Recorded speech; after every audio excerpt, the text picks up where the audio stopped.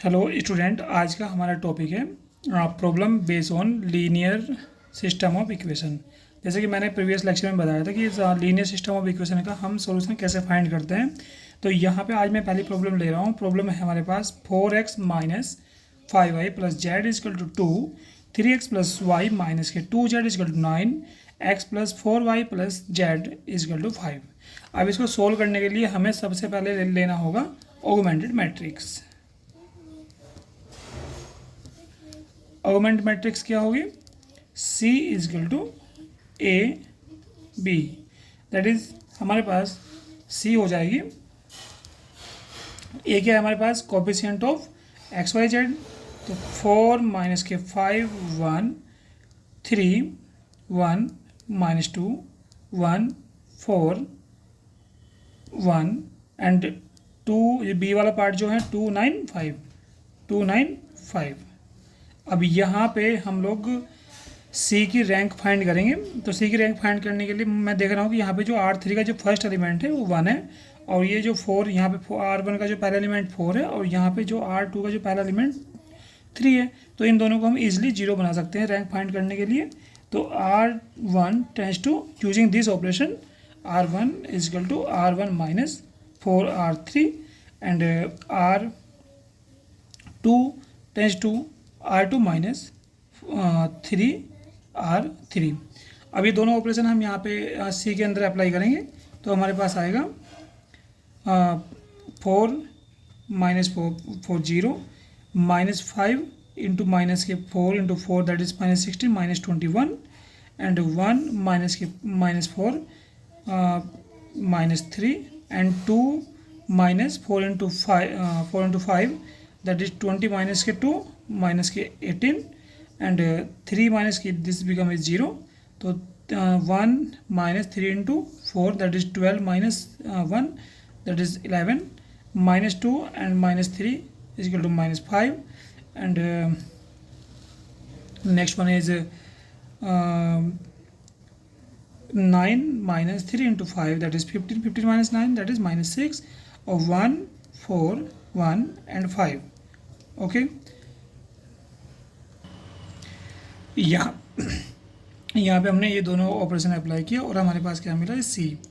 अब ये आने के बाद हमने क्या काम किया इसमें, यहाँ पे हमने एक और ऑप्शन लगाया। मैं देख रहा हूँ यहाँ पे अगर रो नंबर 1 जो है R1, अगर R1 को मैं माइनस के 3 से डिवाइड कर दूँ, माइनस से मल्टीप्लाई कर दें इसमें और 3 से इसमें डिवाइड कर दें, तो हमारे पास मिलेगा 0 7 1 6। और ये जो सेकेंड रो है R2 और ये जो R3 है ये एज इट इज रहेंगी हमारी।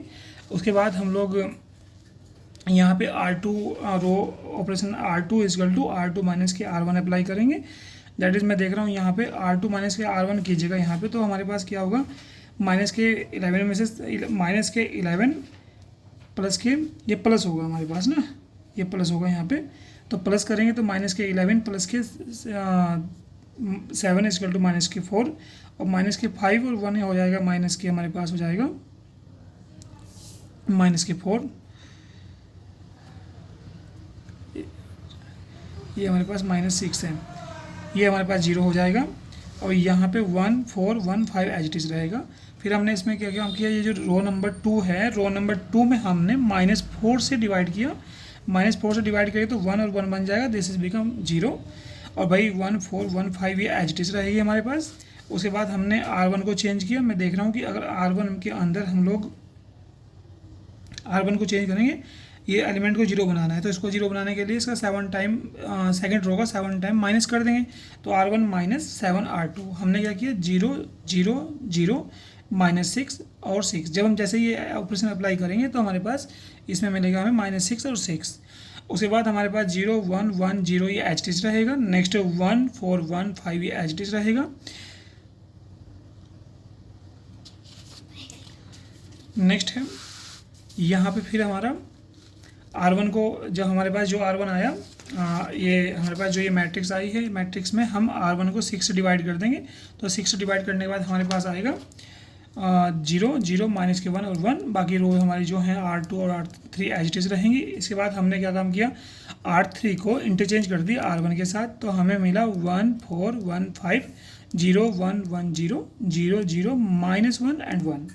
अब हमने इसके सॉल्यूशन फाइंड करने हैं, हमें फाइंड क्या करना है यहाँ पे एक्स वाई जेड, जो हमारे पास ये सिस्टम गिवन था, पूरा सिस्टम हमारे पास किया था, ये था 4x माइनस के 5y प्लस के जेड इक्वल टू 2।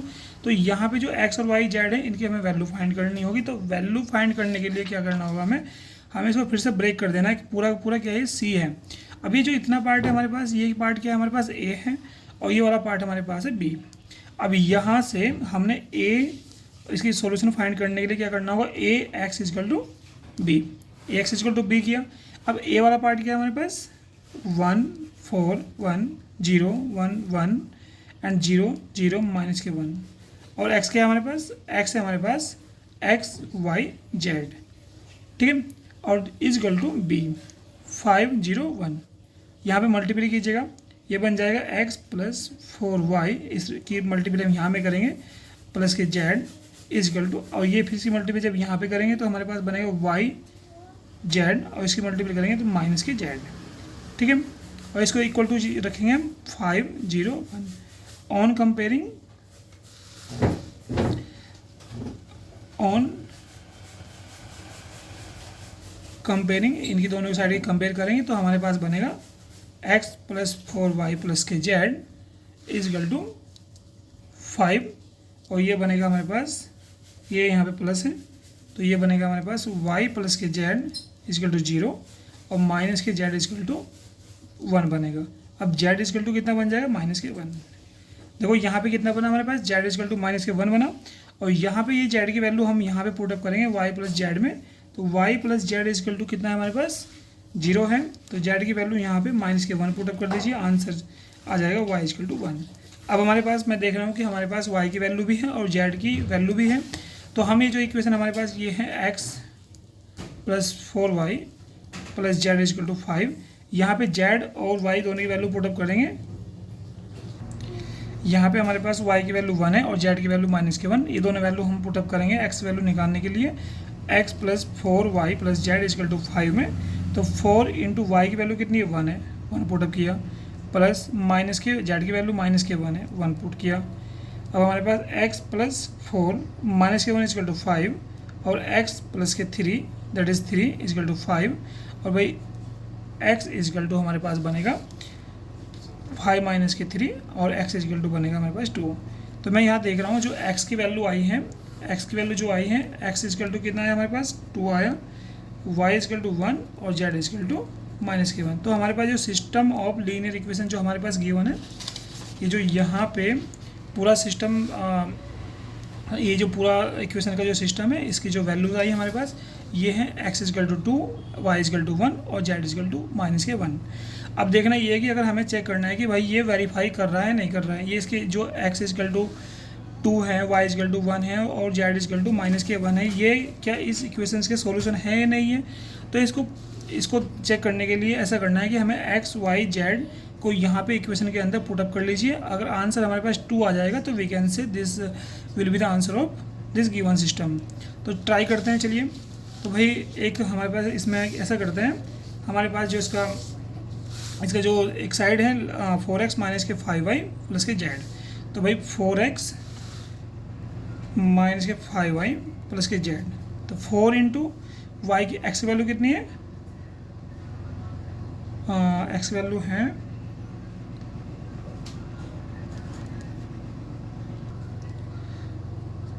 x की वैल्यू हमारे पास है 4 इंटू 4x माइनस के 5y प्लस के z, तो यहाँ पे 4 इंटू एक्स की वैल्यू कितनी है 2 है, माइनस के 5 इंटू 1 और z की वैल्यू माइनस के 1, तो यहाँ पे हमारे पास बनेगा 8 माइनस के 5 माइनस के 1 दैट इज़ 8 माइनस के 6 इक्वल टू 2। तो मैं देख रहा हूँ यहाँ पे आंसर हमारे पास 2 आ रहा है, तो इक्वेशन नंबर 1 का जो इक्वल में है वो भी 2 है, तो we can say this is the correct answer. अब हमारे पास प्रॉब्लम नंबर 2 है, that is a most important problem. यहाँ पे हमारे पास एक सिस्टम है 2x प्लस के 3y प्लस के 5z is equal to 9, 7x plus के 3y माइनस के 2z equal to 8 and 2x plus के 3y प्लस के lambda z equal to mu. तो यहाँ पे जो लैम्डा है और म्यू है, लैम्डा और म्यू है, इन दोनों की वैल्यू फाइंड करनी है। तो इसके लिए ये लैम्डा और म्यू की वैल्यू हमें कब फाइंड करनी है, जब हमारे पास सोल्यूशन कैसे होंगे, यूनिक सोल्यूशन होगा, और नेक्स्ट वन हमारे पास जो सोल्यूशन होगा नो सोल्यूशन होगा।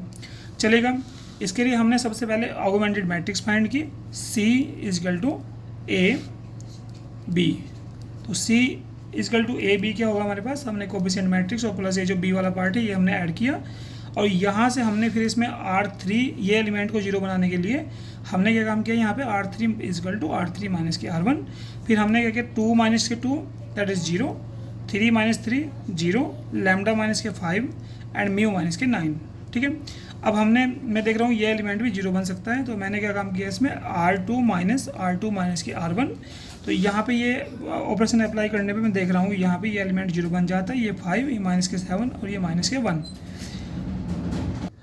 अब हमारे पास कंडीशन बनी है 0 0 लैम्डा माइनस के 5 और म्यू माइनस के 1। अब ये पूछ रहा है कि लैम्डा और म्यू की वैल्यू पूछ रहा है यहाँ पे। तो नंबर 1 क्या है, यूनिक सॉल्यूशन। भाई यूनिक सॉल्यूशन कब होता है, जब rank of C equal to rank of A होगा but equal to unknown variable. तो भाई इसमें अननोन वेरिएबल कितने, 3 है, x y z 3 है, तो अननोन वेरिएबल कितने, 3। तो ये जो हमारे पास पूरी मैट्रिक्स क्या है, C है, इतना पार्ट क्या है हमारे पास, A है। अब दोनों की रैंक अगर इक्वल होगी तो हम बोलेंगे, और 3 के इक्वल होनी चाहिए, तो हम बोलेंगे आंसर क्या होगा, यूनिक सॉल्यूशन होगा। तो इसके लिए क्या करना पड़ेगा हमें, लैम्डा माइनस के 5 नॉट इक्वल टू 0 होना चाहिए, और म्यू माइनस के 5 9 इज नॉट इक्वल टू 0 होना चाहिए। अगर लैम्डा माइनस के 5 आपका 0 बन जाता है तो A की रैंक 2 हो जाएगी और C की रैंक 3 हो जाएगी, तो उस केस में सॉल्यूशन यूनिक सॉल्यूशन नहीं होगा। तो लैम्डा माइनस के 5 क्या हुआ हमारे पास, not equal to 0, that mean lambda is not equal to 5। मतलब कि ये है कि यूनिक सॉल्यूशन के अंदर लैम्डा की वैल्यू 5 नहीं होने चाहिए, as well as mu is not equal to 9, mu की वैल्यू 9 नहीं होनी चाहिए, अदर कोई भी वैल्यू हो सकती है। अब नेक्स्ट पार्ट है हमारे पास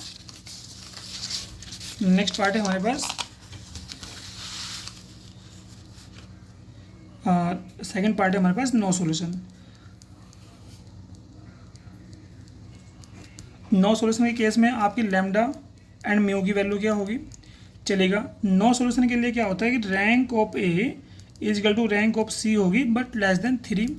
तो 3 रैंक आने के लिए क्या करना होगा, अगर ये दोनों एलिमेंट हमारे पास 0 हो जाते हैं, that is if lambda minus के 5 is equal to 0 and mu minus के 9 ऑल्सो इज इक्वल टू 0। दोनों एलिमेंट की वैल्यू तो सेम है, रैंक तो सेम होगी, लेकिन दोनों एलिमेंट की रैंक सेम होने के लिए क्या होना पड़ेगा कि लैम्डा माइनस के 5 भी 0 होगा और म्यू माइनस के 9 भी 0 होगा। तो इस केस में क्या होगा, लैम्डा इजकल टू 5 और भाई म्यू इजकल टू 9। तो यहाँ पे नोट करने वाला पॉइंट ये है कि अगर लैम्डा की वैल्यू आपकी 5 हो जाए और म्यू की वैल्यू आपकी 9 हो जाए, तो इस केस के अंदर आपका जो यूनिक जो नो सॉल्यूशन जो सॉल्यूशन होगा वो नो सॉल्यूशन होगा। ठीक है, तो यहाँ पे ये होगा आपका नो सॉल्यूशन।